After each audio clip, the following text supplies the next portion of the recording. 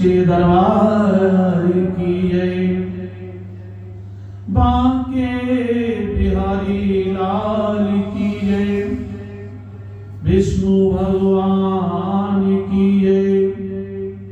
शंकर भगवान की जय। हनुमान जी महाराज की जय। राधा रानी सरकार की जय। जय जय श्री राधे। जय जय श्री राधे। राधा राधा कहते जाओ, बाधा बाधा मिट जाए। श्री राधे श्री राधे श्री कृष्णा श्री कृष्णा। हरे राम हरे कृष्णा हरे कृष्णा हरे राम हरे कृष्णा हरे कृष्णा। राधे कृष्ण कृष्ण कृष्ण राधे राधे। राधे श्याम श्याम श्याम राधे राधे। राधे कृष्ण कृष्ण कृष्ण राधे राधे। राधे श्याम श्याम श्याम राधे राधे। राधे कृष्ण कृष्ण कृष्ण राधे राधे। राधे श्याम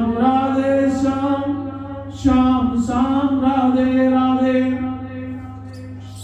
ये युगल महामंत्र भगवान श्री राधे कृष्ण का है। इसको हर इंसान सुमरण कर सकता है। दीक्षा ली या ना ली, जब मर्जी ले, लेकिन युगल महामंत्र 16 अक्षर का है।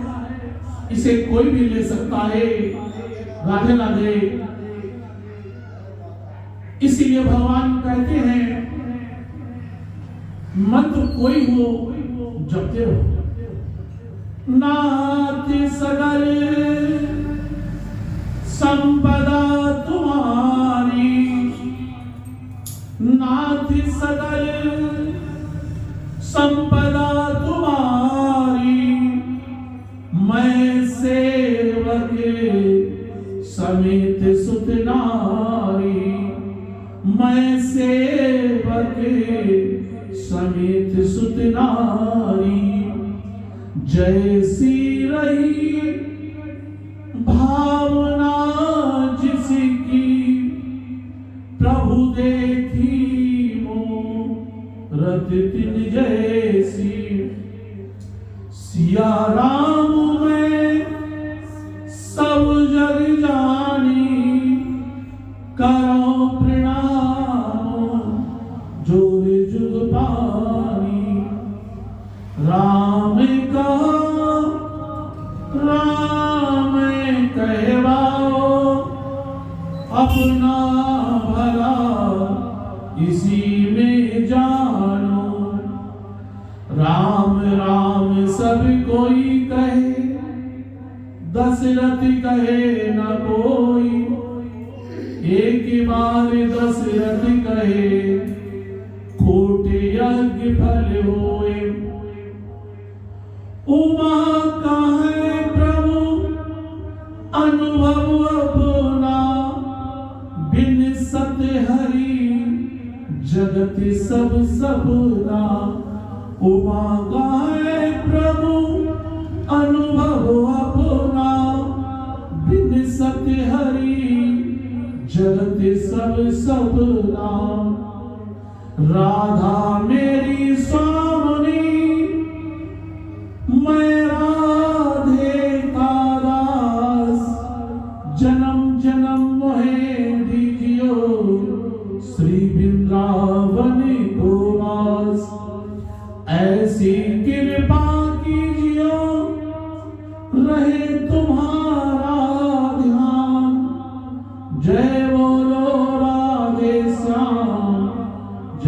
बोलो सीताराम।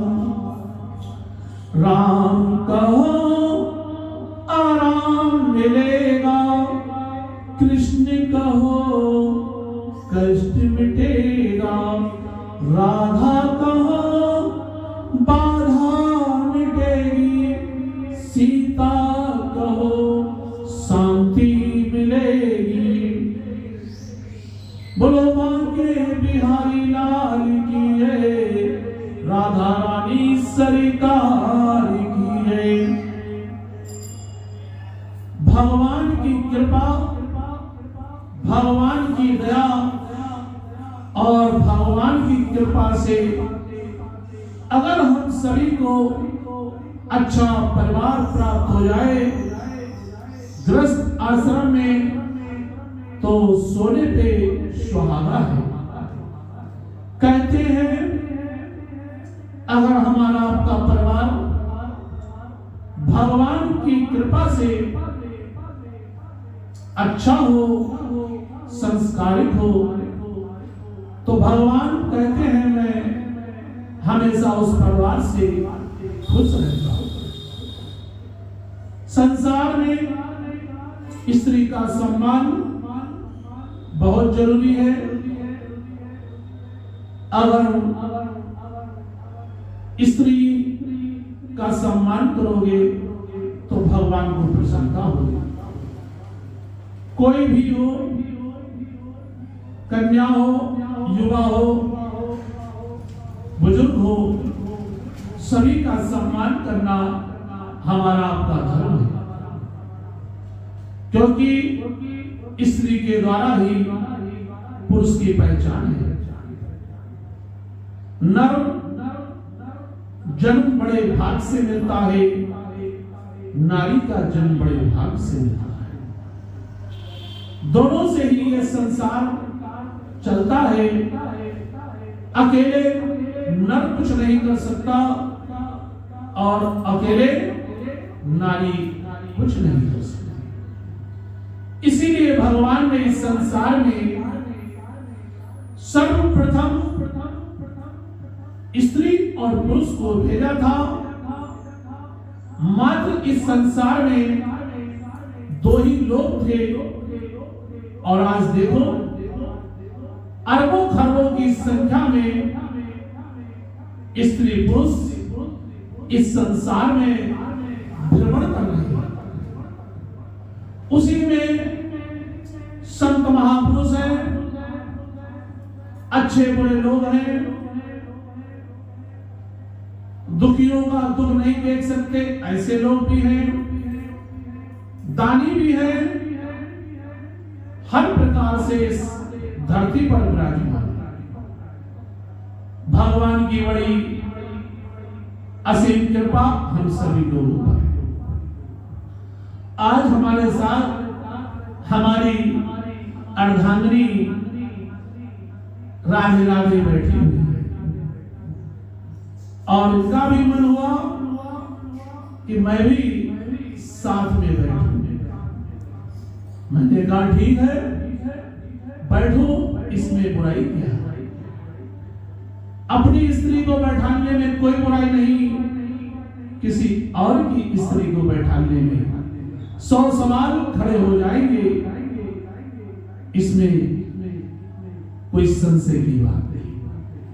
संसार है, कलयुग है, तरह तरह की वाणी है, किसी की वाणी रोक नहीं सकते। लेकिन भगवान ने ऐसा रिश्ता स्त्री पुरुष का बनाया है जिस पर कोई उंगली नहीं उठा सकता। उठाएगा तो पाप का भोगी बनेगा। हमारा क्या, उंगली तो भगवान श्री कृष्ण पर नहीं उठी थी। चोरी का आरोप लगा था, ना जाने कितने कितने आरोप लगे, भगवान ने उसको सहन किया। समय आया आरोप लगाने वाले को दंड मिला। समय से पहले भगवान किसी को दंड नहीं देते, चाहे वो नर हो, नारी हो, असुर हो, चाहे देवता क्यों न हो। बचेगा उनके द्वारा कोई नहीं। भगवान का फैसला एक समान होता है, दो प्रकार का नहीं। भगवान की महिमा अटूट है, इसीलिए भगवान कहते हैं कलयुग में भागवत में जाओ, अच्छी संगत करो, दान पुण्य करो, होम यज्ञ पूजा पाठ करो, उसके साथ भगवान का सुमरन करो। इसी से हम सभी का कल्याण है। नाम जब तक नहीं हम आप करेंगे, हमारा आपका उद्धार होने वाला है। उद्धार अगर हम आपको सही मात्रा में मनन करें तो उद्धार उसे कहते हैं जो भगवान की शरणागत में जाता है। ऐसे तो सभी लोग स्वर्ग को प्राप्त होते, ना जाने कितने स्वर्ग को चले जाते हैं। स्वर्ग में क्या है? हमारे आपके पुण्य जो इकट्ठे हुए वो भगवान ने बुला लिया, और जो पूर्ण हो गए वो पूर्ण तो धक्का मारकर इस मृत लोक में फिर जन्म दे दिया। लेकिन अगर भगवान अपनी शरणागति में ले लेते हैं तो जीवन उद्धार हो जाता है। इसी को कहते हैं भगवान इस भवसागर से निकल। इतनी बड़ी नाव है जो पूरे संसार में फैली हुई है। जिसने भगवान का सुमरन किया, भगवान का नाम जप किया, वही पार हुआ। कहते हैं संत महापुरुष गुरुजन उठते बैठते सोते जागते खाते पीते नाचते गाते, चाहे जिस प्रकार का काम आप करते हो, नहाए हो या न नहाए हो, भगवान का नाम जप करते रहो। इसी से कल्याण है। न जाने किस वक्त हमारा आपका समय आ जाए और आगे आगे होना पड़े। अगर सुमरन होगा तो हमारा जीवन सफल हो जाएगा। नाम लेते लेते आखिरी टाइम में भगवान का नाम अगर निकल गया तो जीवन धन्य हो गया। चाहे सारे जीवन नाम लेना, अगर मरने के वक्त नहीं निकला तो ये जीवन बेकार है। भगवान कहते हैं जितनी जल्दी इस अंधकार से उजाले की ओर आ जाओ अच्छा है। वक्त का कोई पता नहीं, काल खड़ा है ले जाने को, भगवान खड़े हैं अपने शरणागत लाने को। इसीलिए भगवान कहते हैं काल से मैं बचाऊंगा क्योंकि मैं महाकाल हूं। काल तेरा कुछ नहीं कर पाएगा जब तक महाकाल की कृपा है। इसीलिए भगवान कहते हैं अगर बचना है तो महाकाल से बचना। जिसने इस संसार में सारी सृष्टि पर राज करा हुआ है, अनेकों राजा महाराजा आए और चले गए, अनेकों देवताओं ने इस धरती पर आए चले गए, उनका नाम रह गया। संत महापुरुष मुनि आए चले गए, उनका नाम पुराणों में आज भी है। ऐसा ही नाम आप और हम जाएं तो कोई हमारा आपका नाम इसी से जोड़ दे तो हम आप भी अमर हो जाएंगे। जिसका नाम मरने के बाद सुनहरे अक्षरों में लिखा जाए वही तो अमर है। वो मरता नहीं, शरीर मरता है, आत्मा शरीर बदलता है। परमात्मा एक है, अनेक भावों में बटा है। पहचान सब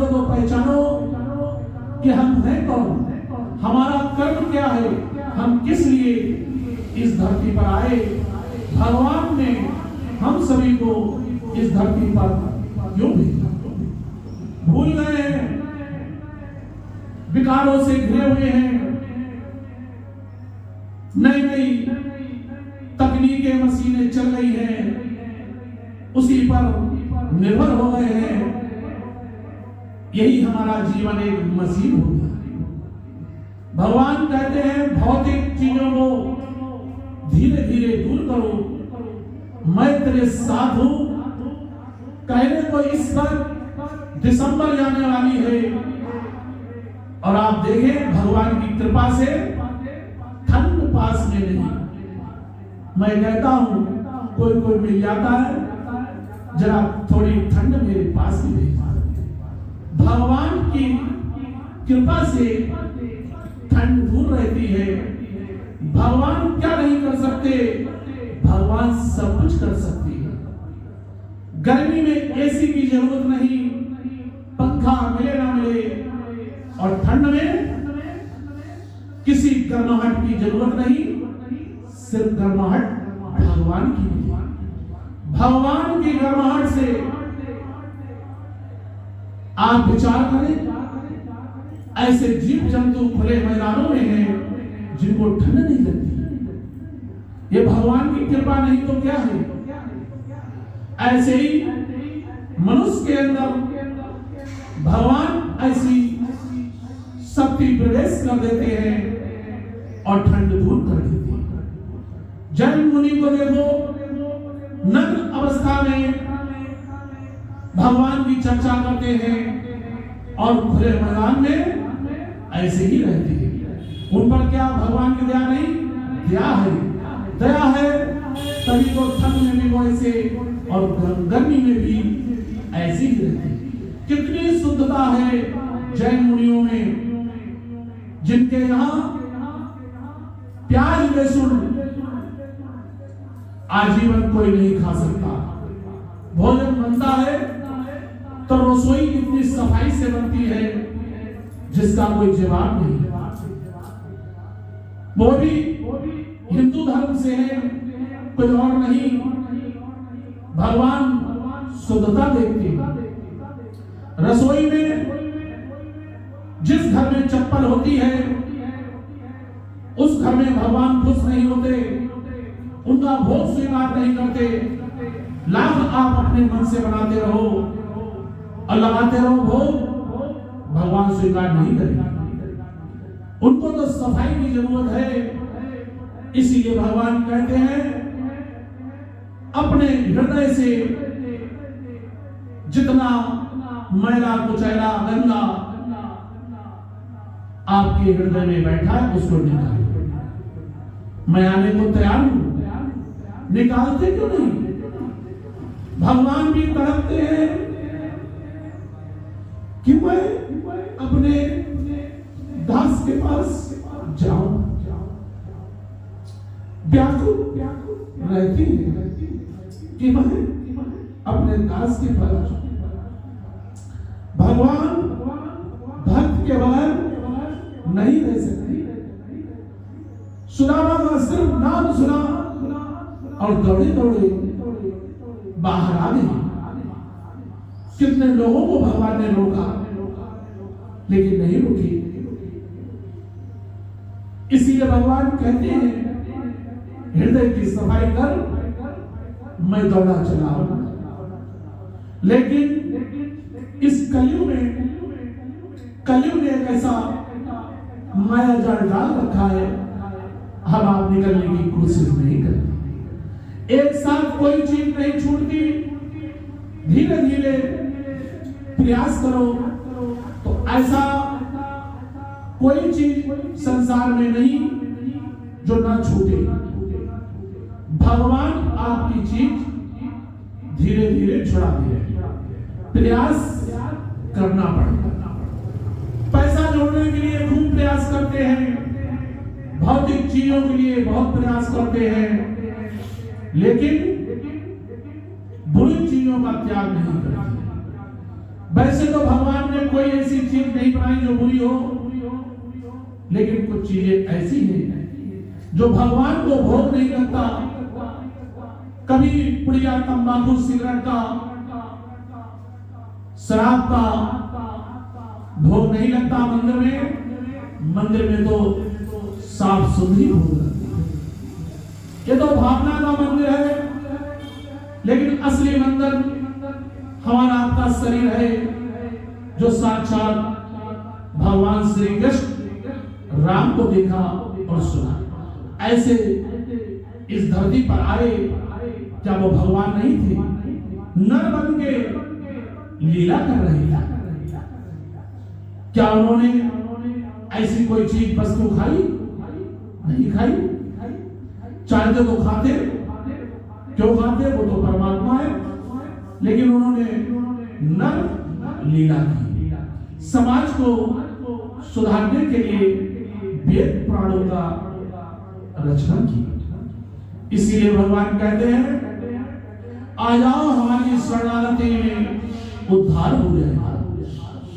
कलयुग केवल नाम आधारा, सुमर सुमर नरे उतरई पारा। कलयुग केवल नाम आधारा, सुमर सुमर नरे उतरई पारा। उल्टा नाम जपत सब जाना, वाल्मीकि हुए ब्रह्म समाना। जिन्होंने पहले ही लिख दिया आने वाले समय में ये होगा। देखिए कलयुग में आप मनन करें, अध्ययन करें, रामायण में साक्षात लिखा है कलयुग में क्या होगा। हो रहा है, होता रहेगा। अभी तो कुछ नहीं, आने वाले समय में ना जाने क्या होगा। ज्यादा दूर नहीं, अभी 5-10 साल बाद देखना कैसा रंग बदले, फिर 5-10 साल बाद के लिए देखना कैसा रंग बदले। आगे पीढ़ियां जो आएंगी, जो होगा वो देखेगा कैसा रंग बदले। और जो निकल गया और जिन्होंने देखा कैसा रंग बदला, वो पुराणों में है। भक्तों के साथ हमेशा भगवान रहते हैं। इसीलिए भगवान के डर से भक्त गलती नहीं करता, प्रयास ये करता है कि मैं सही मार्ग चलूं, अन्यथा मेरे भगवान मुझसे रूठ जाए। भगवान का डर जिसके हृदय में बैठ गया, वो भविष्य में गलती नहीं करेगा। अगर भगवान का डर नहीं होगा तो गलतियों पे गलती करता रहेगा। भगवान कहते हैं, गुरुजन कहते हैं, हमारे भी गुरु जी कहते हैं, दीन बनो दीनानाथ मिलेंगे। अहंकार छोड़ के संत के पास जाओ, तुमको संत की वाणी मिलेगी। अच्छी लगे तो जीवन में उतार लो, खराब लगे तो बाहर फेंक कर चले जाना। ऐसे गुरुओं की वाणी। भगवान संतों से भी खुश हैं, और गृहस्थ आश्रम में और भगवान की भक्ति होती है तो कहते हैं आप 2 आश्रम चला रहे हैं। संत 1 आश्रम चलाता है और गृहस्थ 2 आश्रम चलाता है। एक अपना परिवार को पालता है और दूसरा भगवान का भजन करता है। इसीलिए भगवान ने कहा है, मैं गृहस्थ आश्रम वाली भक्ति से बहुत प्रसन्न रहता मैं उन संतों से भी हूँ जो इस संसार में हैं, और उनसे भी खुश रहता हूँ जो गृहस्थ आश्रम में रह के मेरा नाम लेते हैं। भगवान की कृपा से आज्ञाकारी पत्नी हो, पुत्र हो संस्कारित, जो आपकी संपत्ति ठीक से संभाल के रखे। इनमें से कोई गड़बड़ निकला तो जाना ना जाने उस संपत्ति का क्या होगा। भोग लो, दान कर लो या फिर नाश कर लो। अपने ऊपर तो बहुत कुछ लुटाते हैं,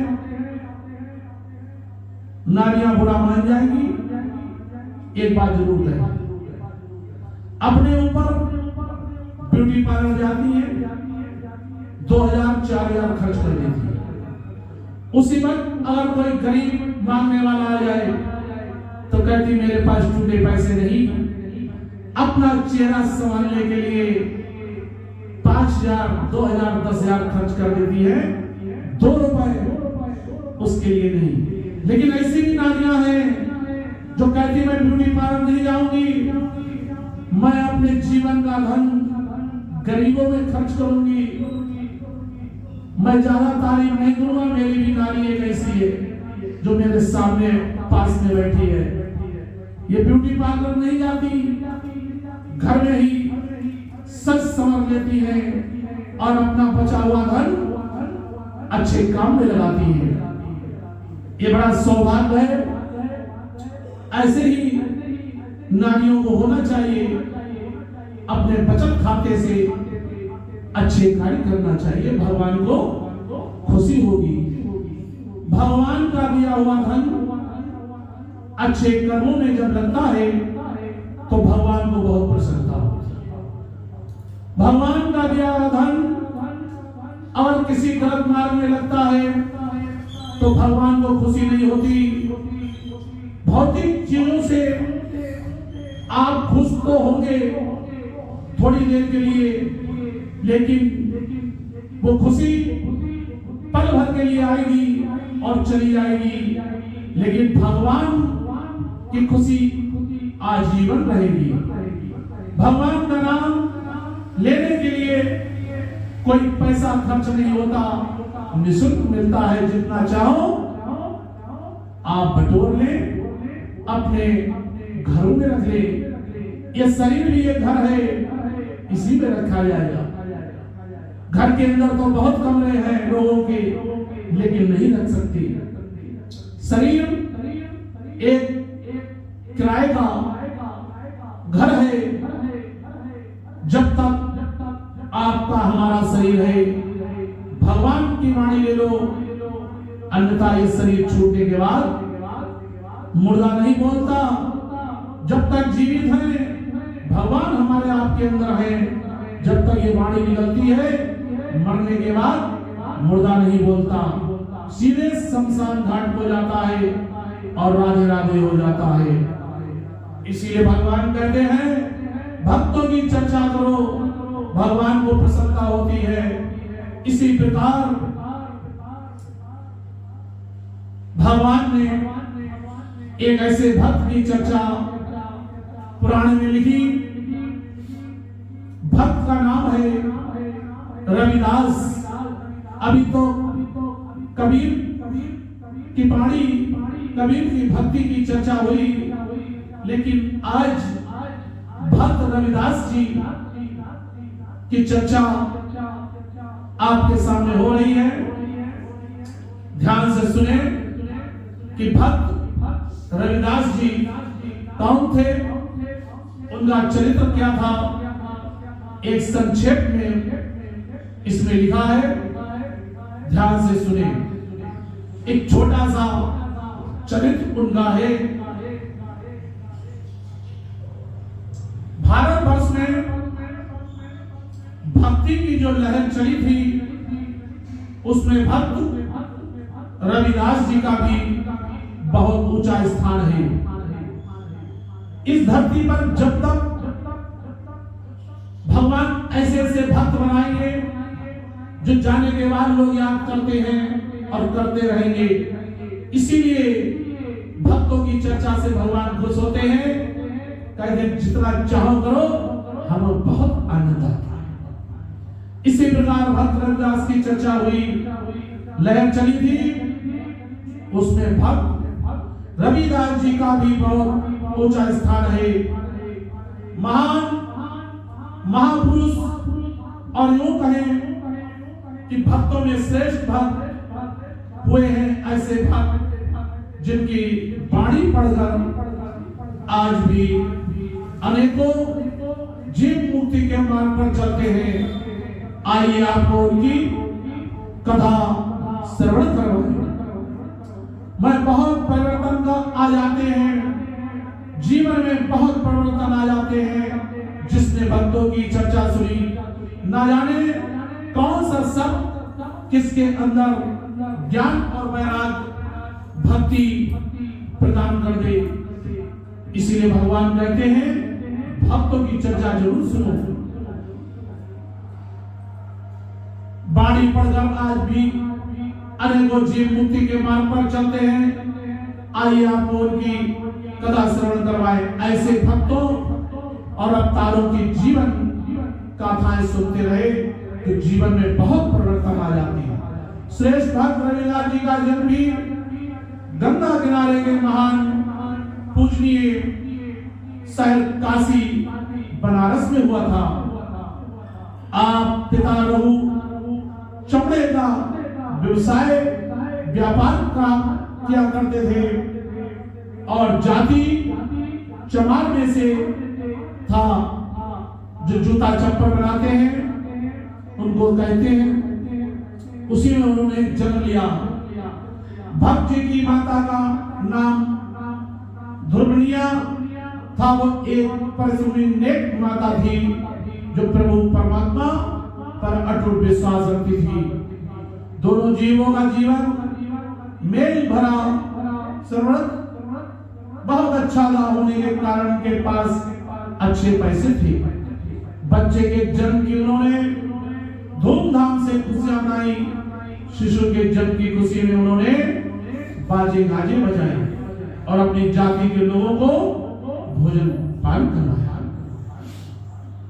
श्री रामानंद जी के दर्शन काशी में स्वामी रामानंद जी का काशी आदर सत्कार था।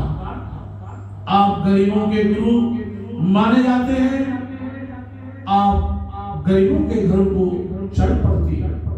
लोगों के दुख दूर पूछते हुए राम नाम के सिमरन की ओर जीवों को लगाते थे। भक्त रविदास को जन्म के लिए अभी 5 ही दिन हुए थे।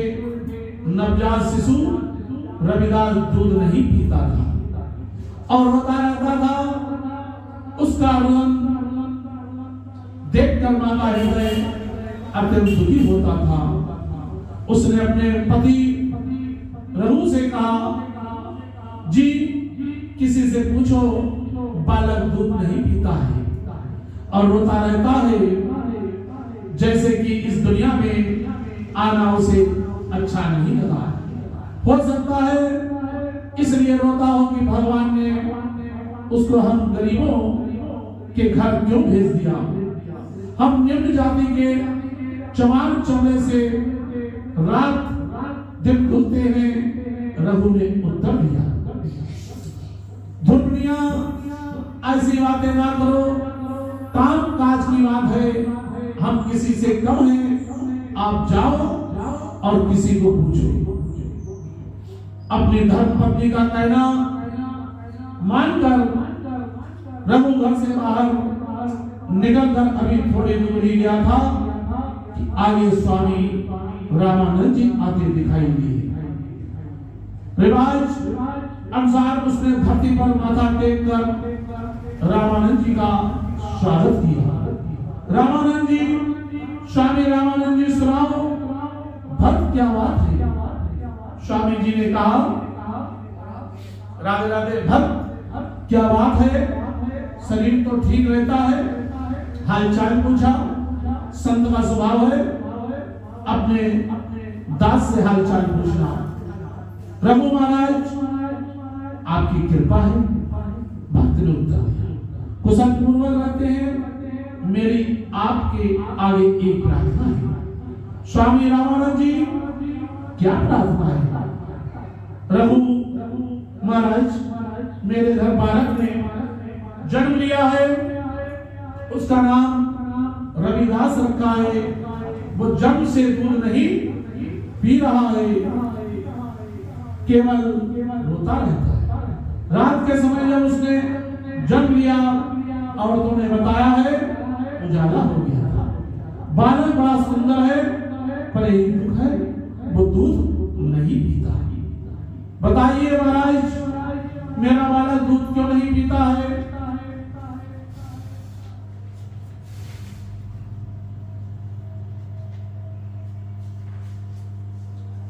मैं उसका पिता हूं, परेशान रहता हूं, दया करें जिससे वो दूध पी।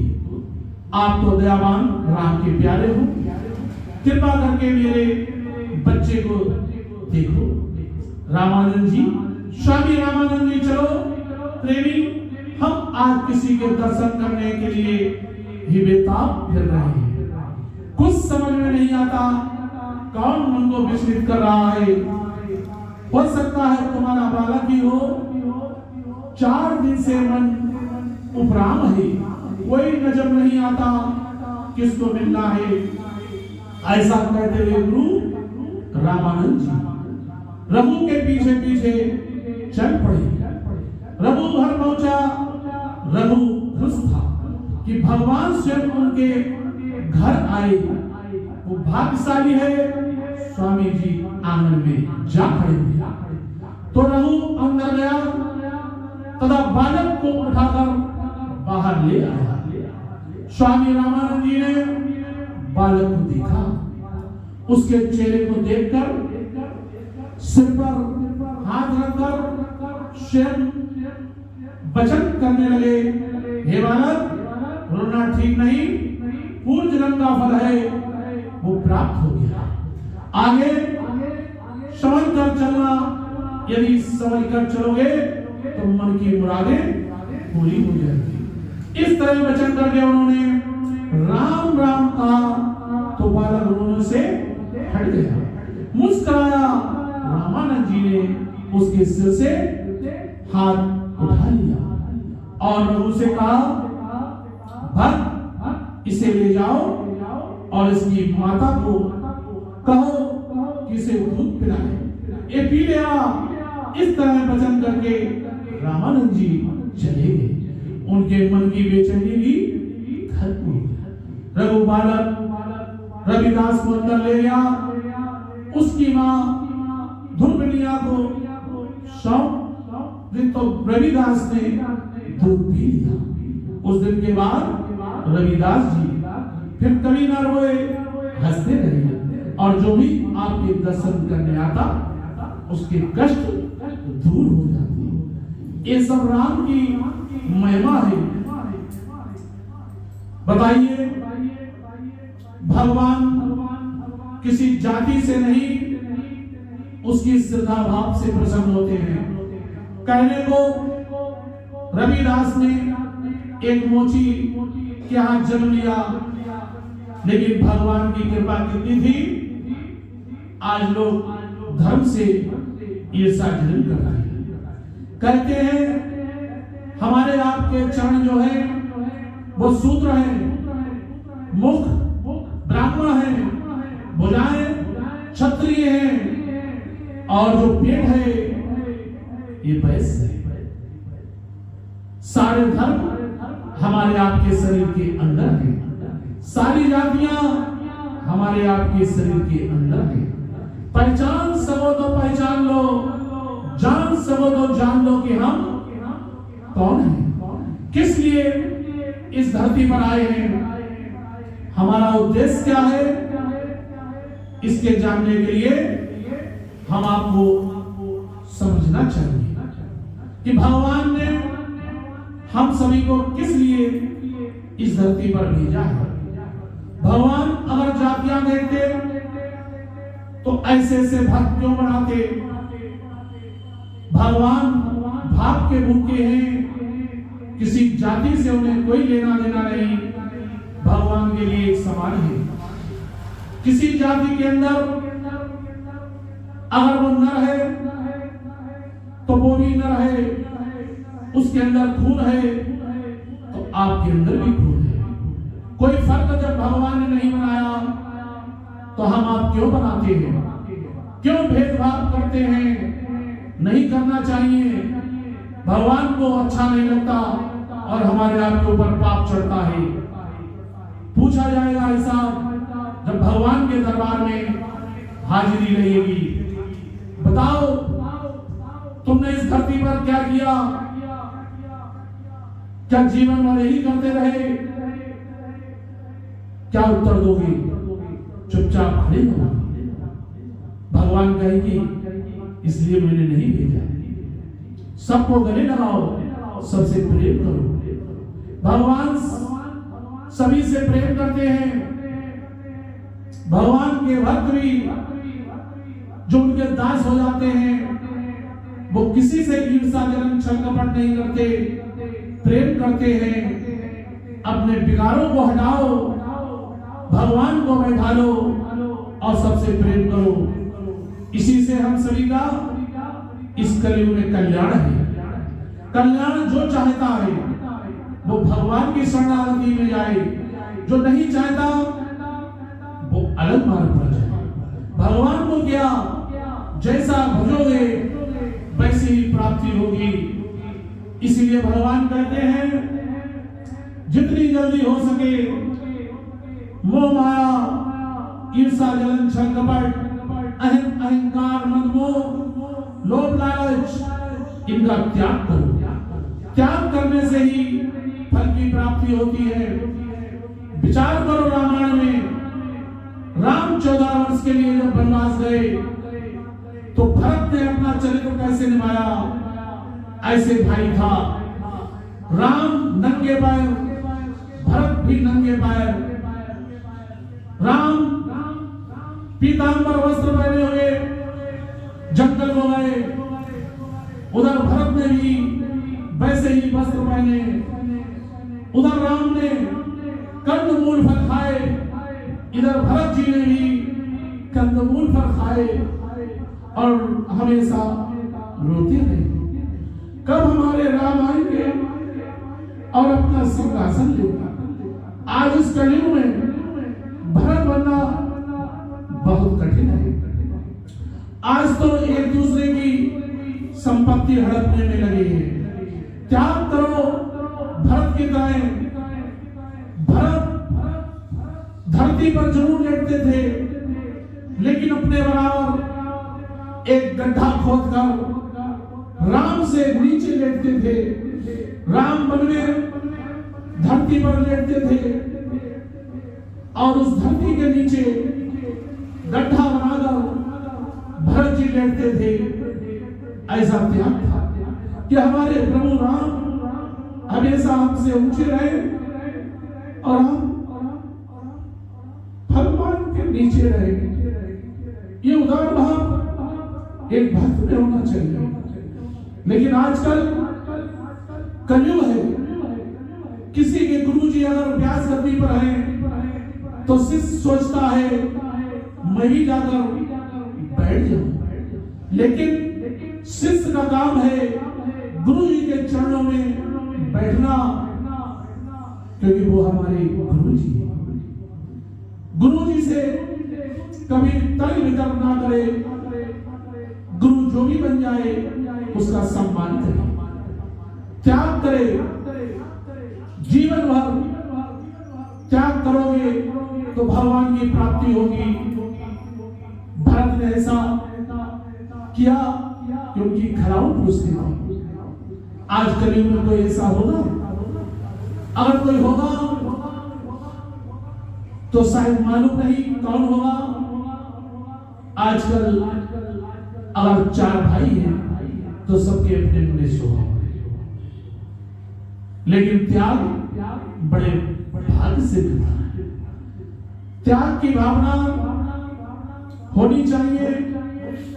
भौतिक चीजें हमारा सुख साधन नहीं, असली सुख साधन हमारा परम पिता परमेश्वर ईश्वर है। जब हम आप उसको प्राप्त कर लेंगे तो ये भौतिक चीजें, ये संसार फीका लगेगा। कहने को हमारा बेटा है, कहने को हमारी पत्नी है, कहने को हमारे पास संपत्ति है, ये सिर्फ एक दिखावा है। थोड़ी देर शरीर छूट जाने के बाद धरा रह जाता है। कौन कैसे भोग करे कुछ पता नहीं। अपने हाथों से जितना कर लोगे वही साथ जाएगा। मरने का बाद क्या खाक करोगे? चिड़िया चुन गई खेत, अब पछताने से क्या फायदा?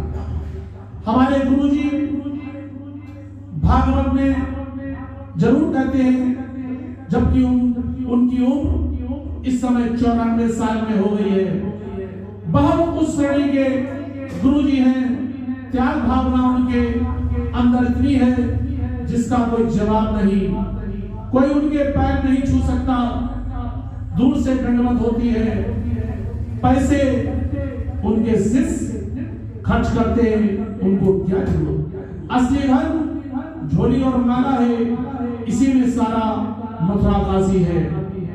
जो भी कुछ है झोली माला उनके लिए 24 घंटा उनके हाथ में झोली माला रहती है। क्या होना चाहिए कलयुग में इसी प्रकार। लोग कहते हैं मुझे अच्छा संत ही नहीं मिला, मुझे अच्छा गुरु ही नहीं। तलाश करो, जानो, पहचानो, जाओ और देखो, विचार करो, लोगों से सुनो, उनके पास जाओ, उनके संस्कार लो।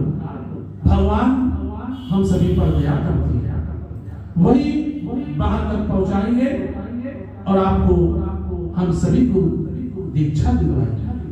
दीक्षा दिलवाने के बाद हम सभी लोग ऐसे हो जाते हैं जैसे कोई डिग्री मिल गई हो। जब तक विद्यार्थी को डिग्री नहीं मिलेगी, सरकार नौकरी नहीं देगा। बगैर डिग्री के कहीं नौकरी नहीं रखी। चालबाजी से भले मिल जाए, कोई धोखे से रिश्वत लेकर दे दे, उसके बाद पकड़ा जाए तो उसका क्या हुआ। लेकिन सच ये है, बगैर डिग्री के सरकार भी नौकरी नहीं देगी। इसलिए भगवान कहते हैं कर्म करो, फल की इच्छा मत करो, ईमान पर चलो, बेईमानी ना करो। बेईमानी का धन इधर उधर चला जाता है, ईमानदारी का धन सदा रहता है। जाने के बाद अच्छे काम में लगेगा अगर आपने ईमानदारी से धन कमाया। बेईमानी से कमाया हुआ धन ना जाने कहां चला जाएगा, पता भी नहीं चलेगा। कोई न कोई हमारे आपके वंश में आकर उसको नष्ट करेगा। बड़े बड़े राजा महाराजा हुए, उनके यहाँ पुत्र ऐसा पैदा हुआ जिसने सारी संपत्ति बिगाड़ दी, राजा को बनने जाना पड़ा। ऐसी ऐसी चर्चाएं महापुरुषों के राजाओं की भागवत में है। क्या उनके पास धन की कमी थी? नहीं थी, लेकिन एक ही बेटा ऐसा पैदा हो जाता है और सारा धन बेकार चला जाता है और राजा को जंगल में जाना पड़ता है ठोकरे खाने के लिए। ये भी उसका कर्म है। जरूर कोई उसने पूर्व जन्म में ऐसा कर्म खराब किया था जो राजा की जगह रंग बन गया, जंगलों में भटक रहा है। ये भी लीला है भगवान। भगवान दिखाते हैं, हम सभी को सुधरने का मौका देते हैं पुराणों के द्वारा। सुधर जाओ, अच्छी बात, बिगड़ जाओ तुम्हारा कर्म। मेरा काम है समझाना, ना मानना या मानना आपका काम है। माता पिता की सेवा करो, उनकी आज्ञा का पालन करो, इसी में भलाई है। स्कूल में जाते हो, गुरु जी की अगर आप निंदा करेंगे या उनसे बहस करेंगे तो गुरु जी आप पर कैसा व्यवहार करेंगे? विचार करो। क्या वो आपसे खुश होंगे? नहीं होंगे। उनको अच्छे प्रेम से बात करो। अगर गुरु जी के अंदर कोई ऐसी शिक्षा होगी जो आपको बता देंगे तो आपका कल्याण हो जाएगा। हर विद्यार्थी की किताब के अंदर प्रश्नों के अंदर छुपे होते हैं। जो योग्य विद्यार्थी है और उसको पढ़कर उसमें से प्रश्नों के उत्तर छांट लेता है और जाता है पेपर देने, वही डिप्टी कलेक्टर बनता है। ऐसे ही कोई नहीं बन जाता। नेता तो अनपढ़ भी बन जाते हैं, लेकिन बगैर डिग्री अच्छी मिली वो डीएम नहीं बन सकता। नेता तो बगैर लिखे पढ़े भी बन जाती है। ऐसे भी हैं, लेकिन ये भी अपना अपना कर्म है। जिसको जिस तरीका से भगवान ने दिया है उसको मिल रहा है। किसी को नेता बनना है, किसी को अभिनेता बनना है, किसी को संत बनना है, किसी को साधु बनना है, किसी को ग्रस्त में रह के भगवान को याद करना है। ये अपने अपने कर्मों का लेखा जोखा है। जो आपने किया है वही हम आप फल यहाँ पा रहे हैं। इसीलिए भगवान कहते हैं कि भगवान की शरणागत हो जाओ, इसी से हम सभी का उद्धार है। बोलो सच्चे दरबार की जय, राधा रानी सरकार की जय। जय जय श्री राधा, जय जय श्री राधा।